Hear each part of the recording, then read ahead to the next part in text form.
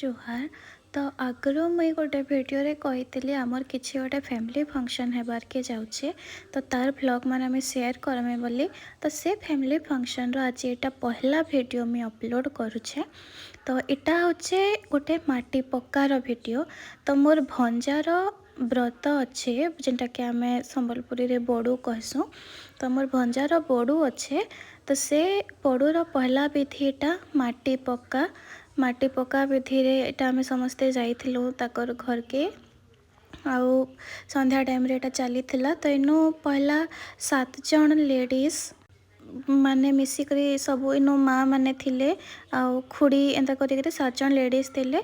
7 जन लेडीज इनु पहला ताहाको टीका बंदे बंदा करी करसन पूजा। तापरे माटी मार पहला पूजा हेसी। तो इथि माटी के गोल गोल बनै सन 7टा आउ ए जन दिनो दिशुचे भोगली इतार भितरे आम पतर चाउल मुग गुआ तापरे जेन माटी बनी सन सेटा हल्दी एंता करी 7 थर पेपर रे बाहर करुछन। इटा देखुन इनो प्रोसेसटा भी मैं देखी जेन विधिटा। तो इटा के 7 थर इनो बाहर भीतर करी कले। तापरे इटा होछन माँ माने भंजार तांकर मामा से पहला टीका लगाले सिंदूर चाउल मिठा फूल करी एंता बंदे करी चन करी 7 जन बंदाले। आउ आमे मुई तो माई है मुई आउ तांकर माँ आउ काकी आमे 3 जन दे आड़े साइड रे आमे ठिया हेतिलु।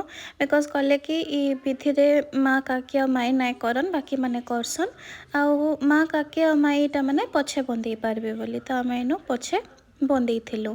तो इनु जन जन करी समस्ते जितके जन थिले पहला बंदाले इनु माँ भी बंदौछन जेहेतु आमे समस्ते जाइथिलु माटी पक्कारे आउ समस्ते बंदे सारा परे 7 जन कंप्लीट होला परे तापरे एटा मुई भी इनु बंदे थिली।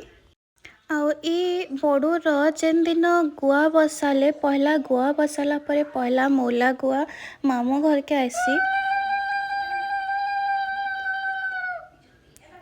तो से दिनर वीडियोटा भी मैं शूट करी किंतु एबे तक अपलोड करी ना पारी सेटा भी मैं अपलोड करमी। आउ आगे भी जेन 2 दिन बड़ू हेबा तार भी जितकी पारमी घर फंक्शन रे तो बिजी रही के हेसी तथापि मैं जितकी पारमी वीडियो माने निश्चय शूट करी आपण मानकर लगे अपलोड करमे।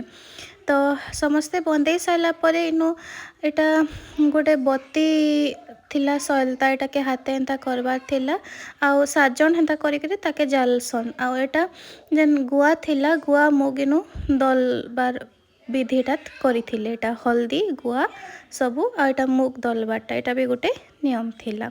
तो मोर व्लॉगटा जदि भल लागला तो मते कमेंट रे जरूर जणाबे। हमर चैनल के सब्सक्राइब कर देबे।